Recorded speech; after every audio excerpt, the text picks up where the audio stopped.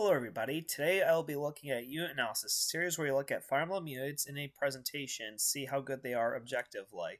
Today I'll be looking at Farina, the third and final Pegasus Knight in FE7. Some of you might be wondering, who's Farina exactly? Well, for those who don't know, Farina is one of the exclusive characters in Hector mode. Farina is the third and final Pegasus Knight alongside her sisters, Florina and Fiora.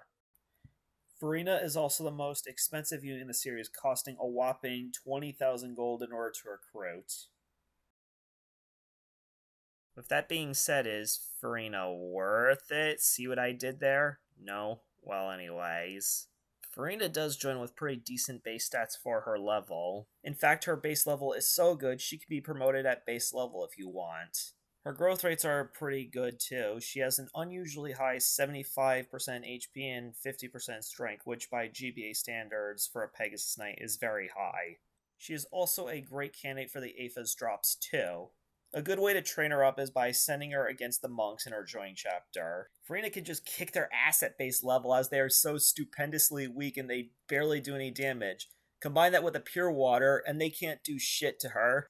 Pegasus Knight is a good class too. It has 7 move, Canto, rescue dropping, all that jazz. Now you might be thinking this sounds like a pretty cool unit. Let's look first at some of her downsides. First up, she has late availability. Joining in chapter 25 of Hector mode, this is pretty late as she only has about 7 chapters not counting guidance. Next up, she's a very expensive unit too, as mentioned before, but there are some ways to help alleviate this high cost. First up in the chapter, just before she joins, there's an arena you can use to grind money. You can use that as one of your ways to help get Farina.